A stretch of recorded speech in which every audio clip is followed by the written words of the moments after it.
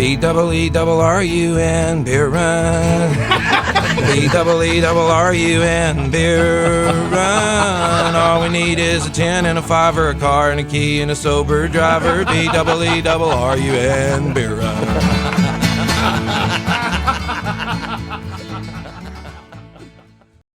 Welcome to the Beer Run, part of the BSnBEER network, the only Saints podcast with a 2-drink minimum and takes as bad as running out of beer pregame. That's a joke, boy. You missed it. Went right past you. You gotta keep on your toes. Put toes out in. Yeah, that happens sometimes. So that's my situation today. How you guys doing today? Running out of beer during pregame, man? You were having a hell of a party, Craig. Man. You've had that Saints kickoff at noon. About 11:45, you realize you grabbed the last beer out of the fridge. That's the equivalent to what just happened right now. I went to go get my beer before the show and bone dry. That's yeah. And if that happens in Arkansas on a Sunday, there is no replenishing in stock because you can't buy beer on a Sunday. that's the Lord's Day, which is confusing because I don't know about all other religions, but my Lord turned water into wine. Okay, so like he's cool with my Sunday drinking. Exactly. Exactly, man. What's going on, man? All right, man. So First down, Saints. Let's go around the room here, man, and let's talk about what we drinking. So, Craig, what you drinking, bro? Man, I got some water with a little bit of creatine in it for my workout later. I'm bone dry on the alcohol, unfortunately. Unfortunate. But, I'm going to pretend it's because I'm healthy. It's not because I forgot and ran out of beer. No. It's because I'm on a fit kick and I'm getting buff. That's what it is. Yep. 24-hour beer fasting. That's right. Yeah, the whole 24 hours. And that includes when you're sleeping, though. As long as you sleep a while, you rack those hours up. There you go. Yeah. All right. Terrell, what you drinking, bro? Unfortunately, I do have to go to work in the morning pretty early, so I decided to keep it light. And went and got one of those twisted teas that be showing in those commercials during college football season. So I decided to give me one of these. I am a fan of the twisted tea, bro. And a fan.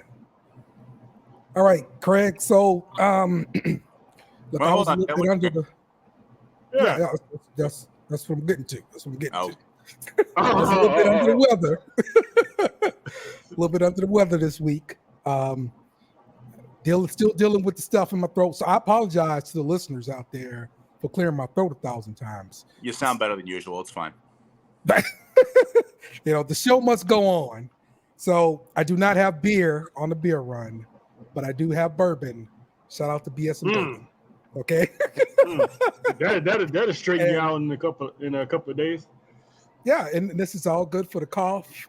So I got one shot, and that's what we're doing. Bottoms up. Hey, I was having some activity. Be swigging from a bottle of NyQuil right there. What was it? NyQuil and Sprite. That's. I'm just saying. I'm having a good. Oh, you trying to make a drink, huh? You ain't been there. You ain't been.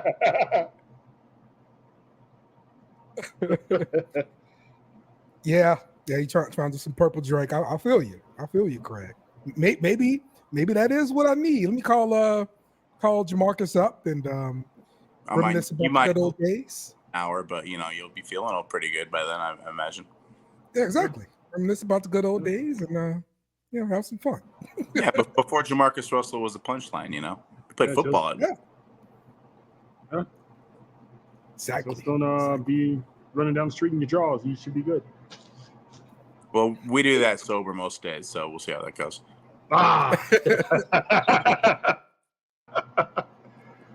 Oh man. So what we got, Dale? What we got? All right. Second down.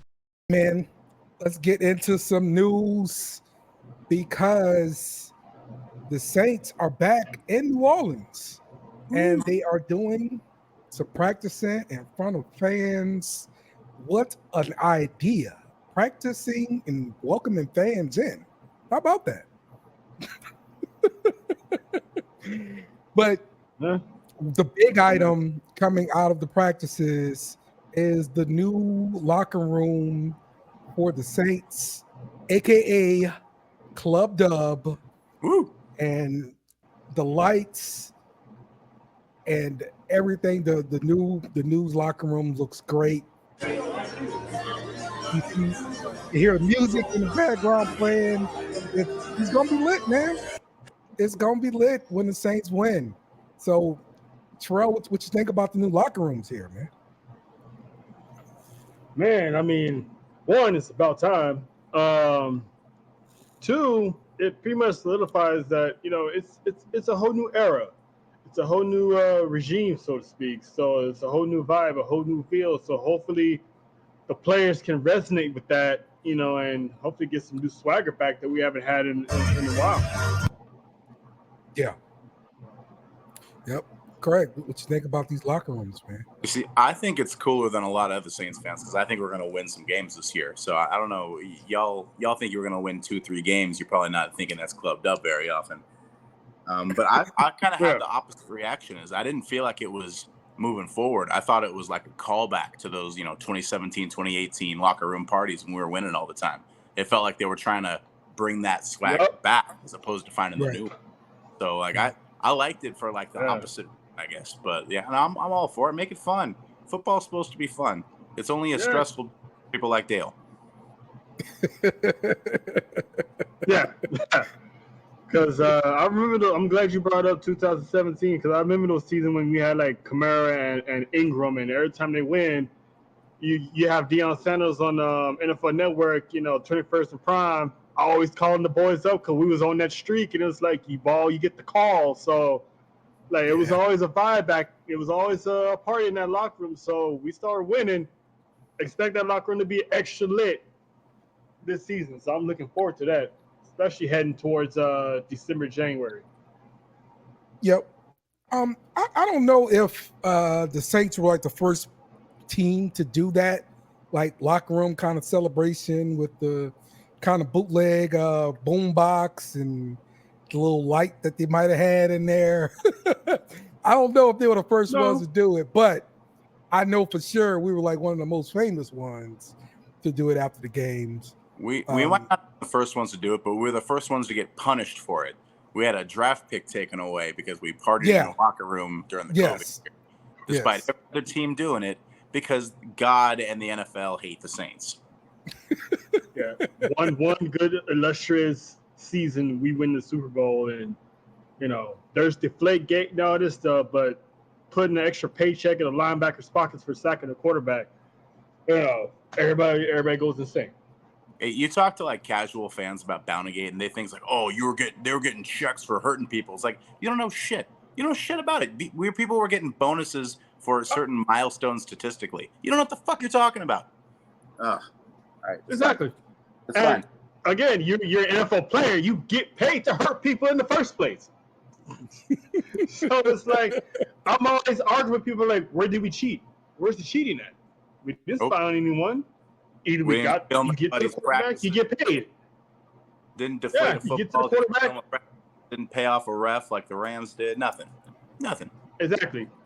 You get to the quarterback, you get paid. You don't get to the quarterback, you don't get paid. You still get your regular salary and your bonuses from your contract. Where's the cheat? Hello? You play to win the game. It's not our fault. We knock a few of them out of the league. That's not our fault. Brett Favre should learn from the first season in Minnesota, but that's a different story for a different day. Yes, sir. Well, the other bit of news coming out of New Orleans is they signed a defensive tackle, Cameron Peterson, who played at Southern in Baton Rouge. He began his career as an undrafted rookie free agent with the Ravens last year. He didn't appear in any games, but the Saints signed him, and we'll see what kind of noise he can make on his final preseason game. So always good to see a guy from Louisiana, Craig. I love to see my Louisiana guys. Mm-hmm. It's good to see these homegrown talents getting a shot with the home team. It's always it's always a feel good story, especially like with the honey badger coming back home, and it's good to get some homegrown talent from the city. As long as it's not a running. I mean, well, we will talk more about that, Craig. We will talk more about that. And of course, I'm talking about Kabuti not making the team this year. That I couldn't be talking about anything else. Sure you are. Yeah.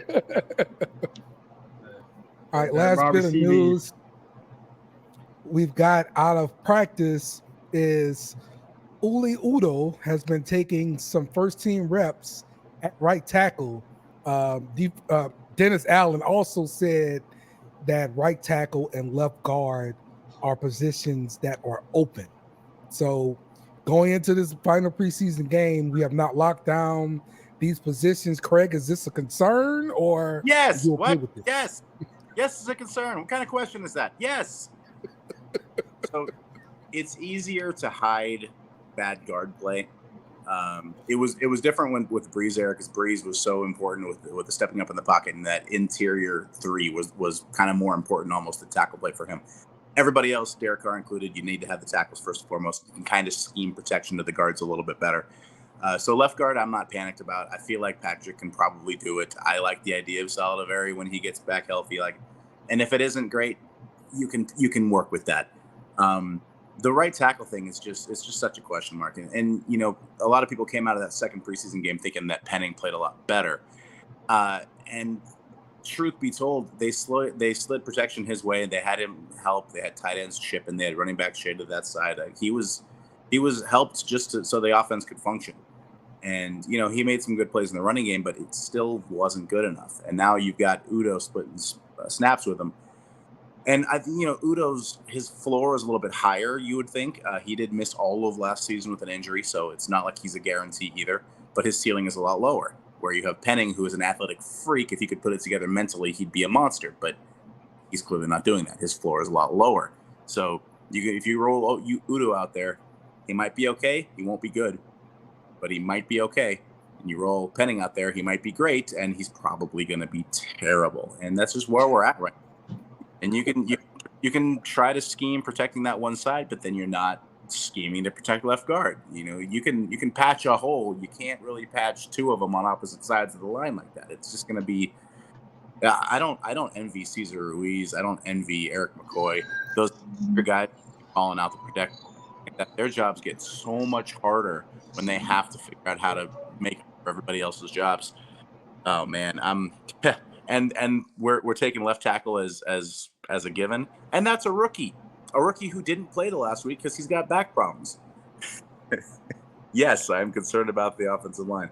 This defense better be great.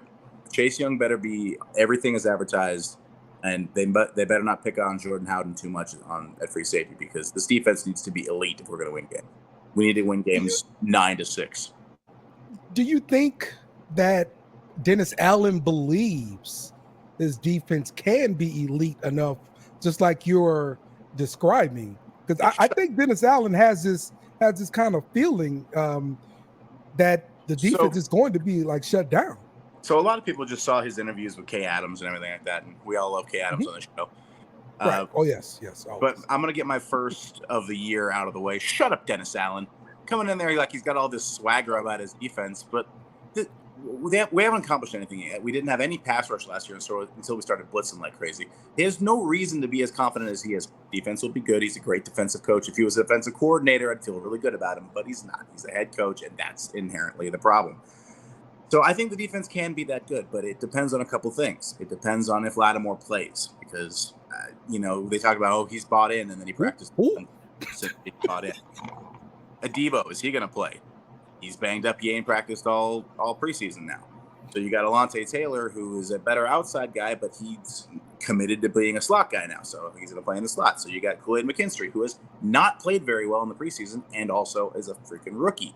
So the secondary depth on paper is so good and in reality is so bad that you got guys like what was Rico, somebody making plays in the preseason last week? He's not even making the team, and he's playing most of the snaps now. It's not a good. Got your cousins out there. They roll out there healthy week 1, and Chase Young gets a good pass rush and the corners are active and playing, yes, defense will be good enough. You'll be able to win games just on your defense. But it's a big but. It's a big if. It's a big hopefully, because we haven't seen it. What you think, Terrell? No, I agree with what he's saying, because Dennis Allen has actually been irking me with the past couple of interviews, even from last season, and it's like, it's like listening to Joe Biden give a speech. Say, do you know what you're talking about? Sometimes, like, like what do you mean, like this and this? So I'm very optimistic about our defense. I think we're gonna get tested early. So if we can stay healthy on the defensive end, we got to be more locked in than we ever been. I'm not saying we're probably going to want us to get back to where we were in 2017. Because Cam Jordan only had, 2 sacks last season? So those numbers need to get up, because I'm not used to Cam getting less than 5 sacks a season. I mean, let's not forget what he did to Matt Ryan a few years ago. So we need to step that defense up, and we need to show some urgency, because we're hurting on that defensive front as well, especially if we keep getting these injuries. So hopefully these rookies will pan out, because we need all the help we can get. We can sign these off-season guys from other teams, free agents, what have you, but he got to make sure come week 1, those guys are ready to ball, because as much as our offense needs work, we need that defense. That's if anything outside of Breeze, that defense has always been our calling card. Yeah, I'm gonna say a fast start is what we need the most. Dennis Allen seems to get better over the course of the season, and I say, man, even with his play calling for defense, like they step up more toward the second half than they do earlier in the first half. So I just would like to see more consistency early on, and I think that's going to help the team be successful and maybe sneak into the playoffs here. Because that's what I'm looking forward to, is getting back to the playoffs. If you look at Allen, and you got to throw out the Green Bay game for this, but if you look at Dennis Allen, the whole story of his defenses have always been second half adjustments in game and over seasons. Last year, the problem was we didn't have a pass rush. So about week, was it 10? We were playing the Giants, and he decided, we're going to blitz the hell out of these guys. We had 7 in that game. And from the rest of that season, they've started manufacturing pressure because the front four wasn't doing it. Now we're in a position where Cam Jordan's not even a starter. So you got Carl Granderson on one side, 8.5 sacks last year. You got Chase Young now on the other side. You have Cam Jordan taking reps at inside, defensive tackle. So God forbid we actually force a couple of third and longs. That's going to be a scary front. You're going to have guards who are used to playing defensive tackles on passing downs with Cam Jordan coming in, a healthy Cam Jordan, I might add. So the defense can absolutely be great. I don't know that it is, but it can be. Yeah, I'm looking for us to shock a lot of teams this season. The quick start, the better. We got to pedal to the metal. We can't have these 1-3 starts, 0-3 starts, and then let's pick it up towards the end. We got to hit the ground running ASAP, because we don't know. These tiebreakers might come and bite us in the ass in the end of the season, like it did last year. So we just got to, the tough part running from week 1. Tough part is looking at this schedule. I guarantee you it's going to be the same way. This year, the first 5 weeks we play the Eagles, Cowboys, and Chiefs. Towards the end of the season, it's all winnable stuff. So the last 2 years, what's it been? Really bad starts and then win 4 of your last 5. I think both last 2 years we've done that. I promise you it's going to be a similar situation. We're going to be rough in the first half, and we're going to close the season out strong. It's the only question is if we close it out strong enough to get to the finish line. But we can start out 2 out of the 3. We should be good. I'd be very hopeful. We come out the gate 2-1 on those Super Bowl caliber teams. That means we're off to a good start. If we're 2-3 on our first 5, I still feel good about it. If we're 1-4 or 0-5 in the first 5, it's over. Too late. Third down for what? We're talking about the game versus the 49ers.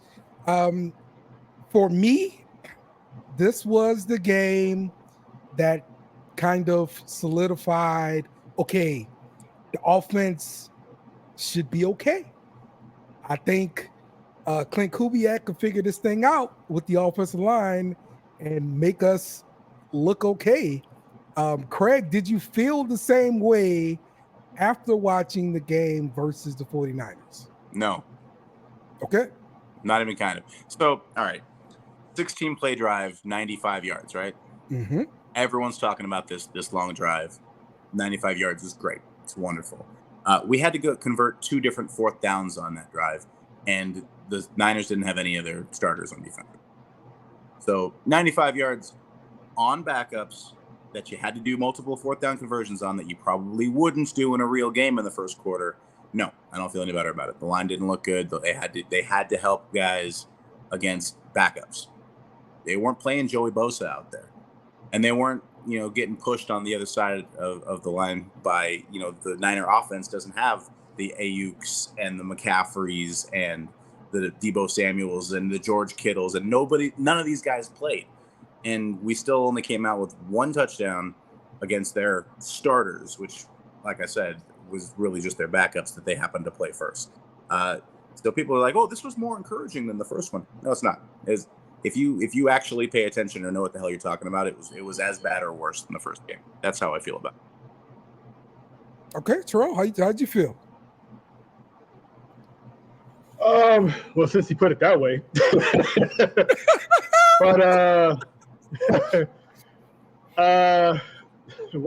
I mean, yeah, I mean, we didn't play against their full starters out there, but the one thing I can't take with, I'm happy that our starters had more reps on that drive instead of just 2 reps and then we were done and here comes Spencer Rattler out there.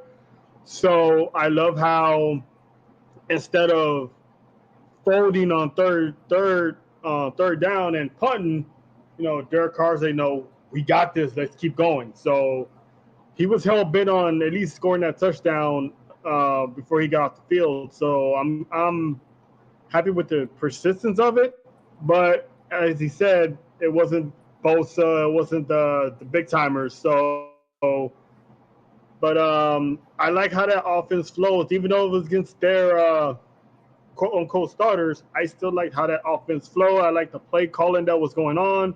So if we can execute that better on actual live starters, I'll be happy with that. But I will. The way they're using starters from one end of the field to the next, I'm not sure. I do like the idea of the offense, the play call and the scheme of it. I do like what they're doing. I don't know that we have the personnel to do it. Okay, I like the way the spacing we might not even have the quarterback to do it. I like the way the spacing looked. The running game looked like it had a lot of room. It was schemed well from just looking at the game. I'm still encouraged from it. I don't care who we played against. It's it looked encouraging to me, and especially compared to the first game where it was like, oh, we're just running basic stuff, really basic stuff, and we didn't move the ball at all. Well, at least we moved the ball this time, so I'm liking that. So that's why I am encouraged by it. I don't care what you're saying, Craig. You can't pour water on my parade, okay? You guys sound like the people who go to strip clubs and think the stripper really likes them. They do. Yep. If you pay them off. No. No, I think we're friends. Yeah, we're probably going to get drinks next time. Yeah, sure you are, buddy. Yeah, you got to buy her that drink. Like there was a wise poet that once made a song about falling in love with a stripper. So, okay, it happens, Craig. Okay. Not me, but. All right, let's talk about the kicking battle. Because during the game, we only got 1 kick from Groupie, and that was really it. But throughout practice, we've been kind of getting different charts about the kickers, and everything that I'm looking at saying the kicking battle is pretty close. And when it's close like that, you kind of default to the veteran, right? But Well, we didn't do that last year. okay, so Yeah. all right, so talk to me. What do you think is going to end up happening with this kicking battle then? So I'll go first. 'Cause It's definitely groupies to lose. I got some opinions on this. I'm gonna tell you. My opinions are that I don't care because we're not going to be good enough to be in field goal range very often. Having said that, it's Groupie's job. Like, I mean, the Irish kid's a good story. He hit a 65-yarder in practice, but then just today when they practiced in the dome, Groupie went 7 for 7 and everything looked perfect. And that's how you win a job. You just kick more accurately. Maybe you can sneak a guy like Smith onto the practice squad or something. Let him develop a little bit. He's kicked the football for almost exactly 1 year. Like, he learned how to do it last summer. So yeah, you can't trust a guy like that. And with a team whose offense will be bad, or might be bad, those 3-point swings are huge. If you're going to try to win a game 9-6 or 13-10. Those 3 are huge. They loom large. If you're the Chiefs and you miss a short field goal, Mahomes will get the ball again, and you don't have to worry about that. We don't have Mahomes. We have Derek Carr. I like Derek Carr, but Derek Carr is not Patrick Mahomes. You need to be as automatic as you can be. It's going to be groupie. You're going to maybe work on Smith for another year, but no, I don't think this is a real competition anymore. All right, Terrell, what you think about kicking? It's groupies to lose. Because he was okay last year, and then a few times he laid an egg on some of them kicks. But it's pretty much his to lose. Just keep kicking good. Hopefully we don't need him for any kicks unless it's an extra point. Other than that, just the moment he starts slipping, you gotta look over his shoulder, because that's the one thing I hate is keeping a kicker too long that hasn't been kicking too good just because he's a veteran. It's like if it's been like 2 or 3 games and you have been kicking really good, you might want to take a seat, have a cup of Gatorade, let somebody else do it. No. Well, look, it's not an original thought, but I heard Mike Triplett say maybe what the Saints end up doing is using Smith on the practice squad and then picking up one of these veteran kickers that gets cut and let him be your guy through the year, and you work on developing Smith, because he hadn't kicked before in his life, really. So he's developing, and I think his ceiling is higher, and you want to develop that guy with the higher ceiling. And so Groupie was your development guy last year. So you'd rather Mm-hmm. kick the tires on a veteran that you just signed off the street and cut loose Groupie, who you only had for a year that you've been developing, so that you can develop somebody else. Yes. I hate it. Develop the guy with the highest ceiling. Yeah. Yes. And then but you just depend on the vet for next through the season. Basically saying that you're not worried about this year. So I get what you're saying. That's not what I'm saying. Well, look, it's Triplett, so the fact that you're taking your information from a different podcast competing with ours, you son of a bitch. He did his show first. What you want me to do? Not listen? Dude, I'm an offensive lineman. Kickers are football players the same way that singers are musicians, man. Like, it's tenuous at best. But yeah, you know what? Fine, do that. I'll take a vet. It's the kicking game. If we're relying on these 3-point kicks, then we're not good. So let's just go get Patrick Mahomes and not have to worry about it. Yeah. It's that easy. Yeah. They're going to go for it here on 4th down.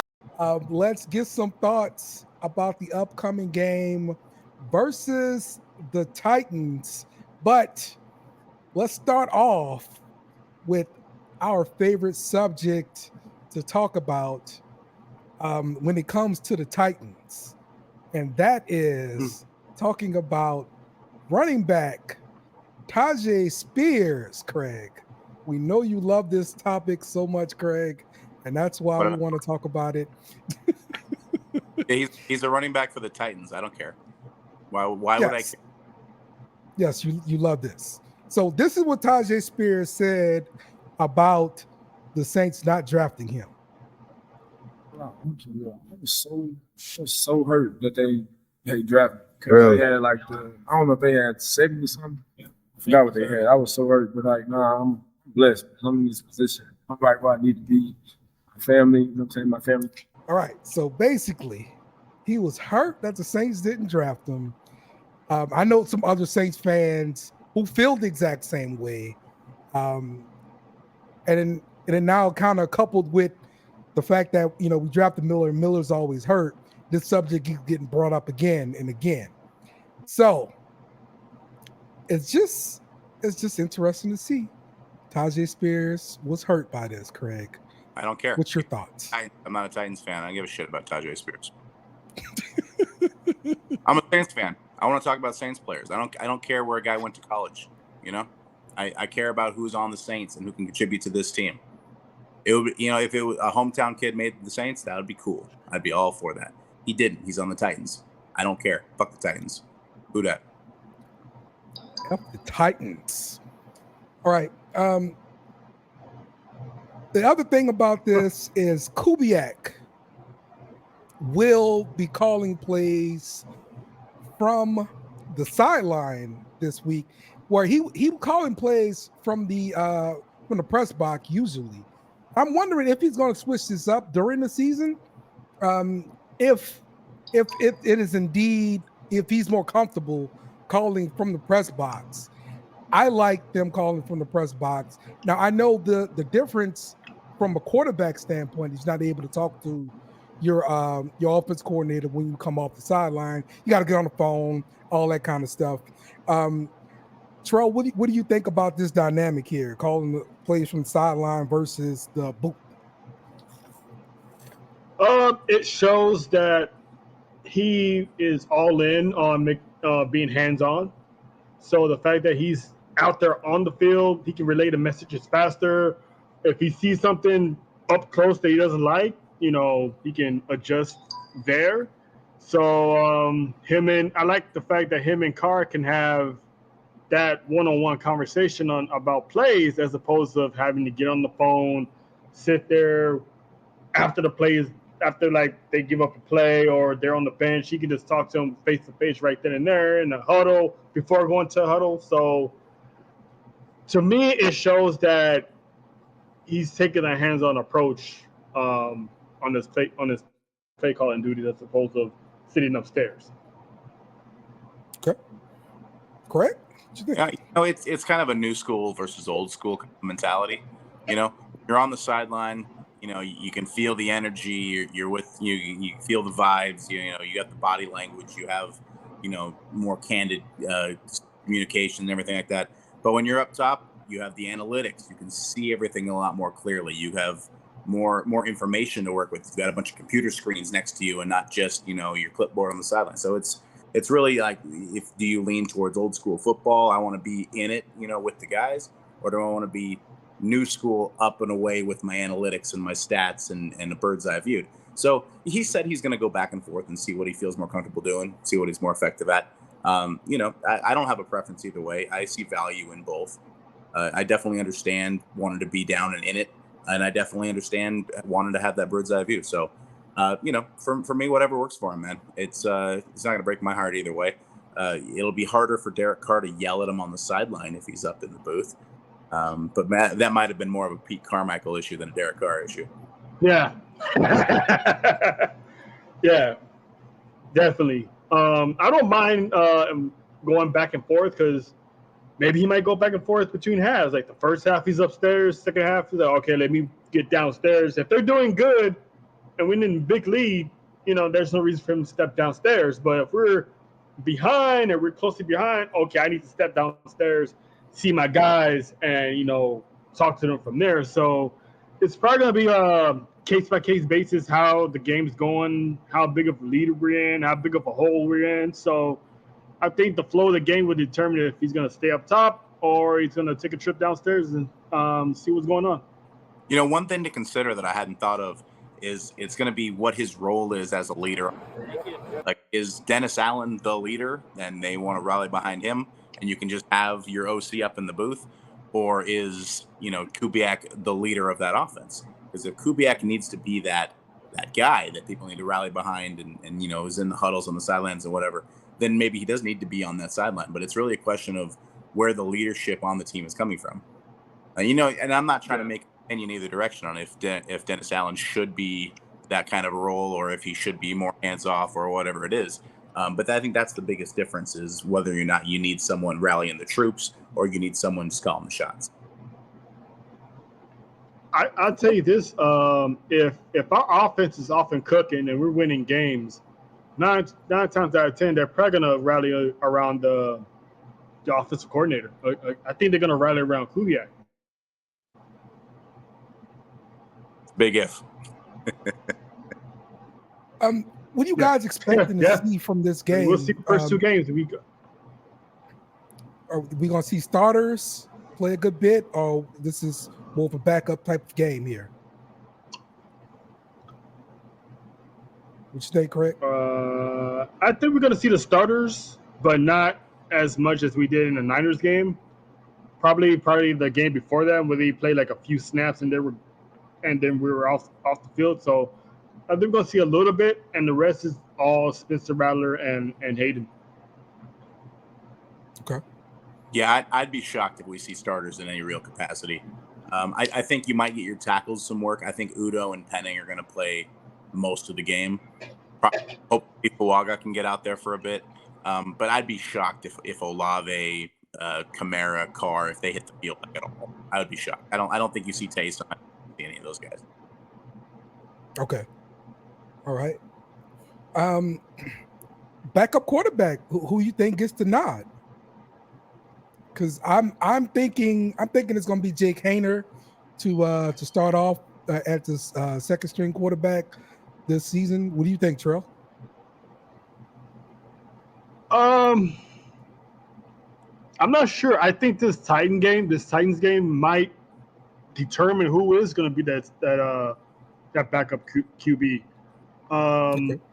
My gut is telling me that's probably going to be Hayden, but if somehow Rattler balls out more than Hayden does, he might win that backup spot. But I think it's probably going to go to Hayden, because after what I've seen against the Niner game, I don't think he's ready to be a backup QB yet. Okay. Correct. Yeah. What you think? I think it's Haener. He's got the extra year in the league, and honestly, it's not even as much about Haener as it is about Rattler. If you think that there is that high ceiling on Rattler, don't push responsibility on him yet. Let him develop. Give him time. Get him third string guys. You can carry 3 now with the change in the rules. It's not, you don't have to sneak him onto the practice squad. You can just make the team. You don't have to push him into the reps. You don't have to push him into live fire. Give him time. If you think he might be the guy in a year, then don't force him to learn how to be a backup right now. Let him develop into being the best Rattler that he can be. So I think it's going to be Haener, and I don't think that's necessarily a bad thing. Haener, he's shown a lot. He's having as good a camp as Rattler by a lot of accounts. So I'm okay with Jake Haener. I like that he's a Fresno State guy with Derek Carr. They had that connection. Haener said he grew up idolizing Drew Brees. You can't win yourself over with me a whole lot better than that. Yeah. How much of a benefit is it for the third string quarterback to be running that scout team during the season to help them develop into a good NFL quarterback? What you think, Ray? Well, I mean, to be honest, it's not as good as being second, because you're not going to get as many reps in practice. But I think from that point it's not necessarily about the work you get this season as it is about being kind of part of the plans for the future. You're going to practice different things when you're preparing to be the backup. Haener's, second team reps, they aren't going to be, okay, how do we go out there and win the game? It's going to be, okay, how do we keep our head down because our quarterback just got hurt, and that's our game plan this week. So you're kind of setting yourself up for a different job. Starting quarterback and a backup quarterback are the same position, but it's kind of a different job. So I don't think it's necessarily a benefit to Rattler to be the third string guy, but I think for the long-term success of not pigeonholing him as a backup, it might be beneficial. Okay. Sure, you agree? Yeah, I wholeheartedly agree. I also believe that he can benefit from being on the third string, get his reps in, and have the opportunity to battle for that second string quarterback for next season, or bearing what happens with Carr this year. You know, he might have a bigger quarterback battle, you know, next offseason, next preseason. So I'm not mad at him sitting as a third string because right now he's one of those quarterbacks we don't have to push him out to the forefront so soon. Unlike Atlanta or unlike Carolina or any of these other teams that need a quarterback bad, we're good. He doesn't need to be pushed out there so soon. At least give him a year. And if he's ready to be a backup, he can practice for a backup. Or if he outshines next season, next offseason, next preseason, and he actually winds up winning the quarterback QB1, cool. But if Carr does well, we might have Carr longer than I'm giving it. So he has a chance to at least becoming a backup next year. So I would say just sit him out, make him a third stringer, learn all the reps, eyes and ears, learn from the best. Just be like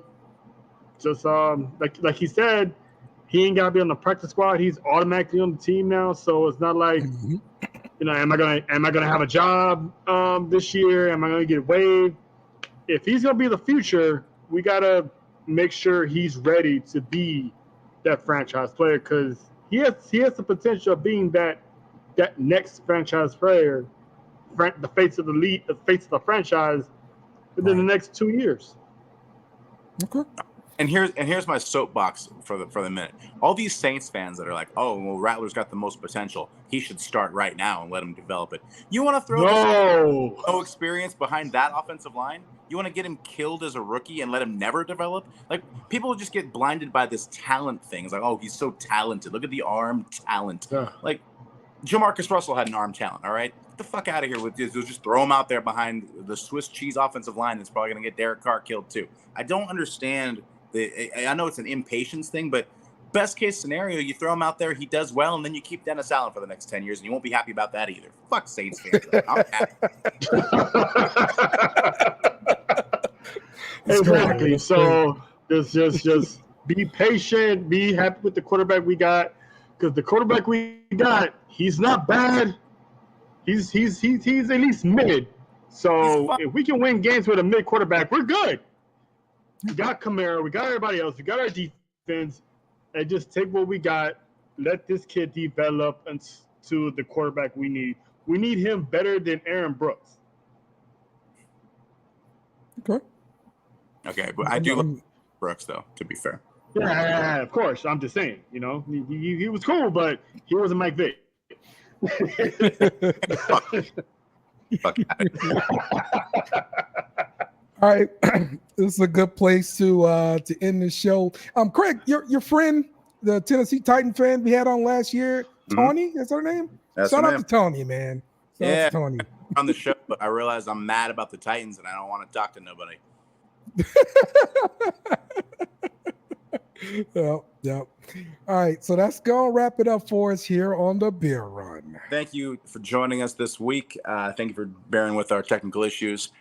For the BSnBEER family, for Lil Dice, for Trell, for the whole Dave and all them folks that never come on the show no more.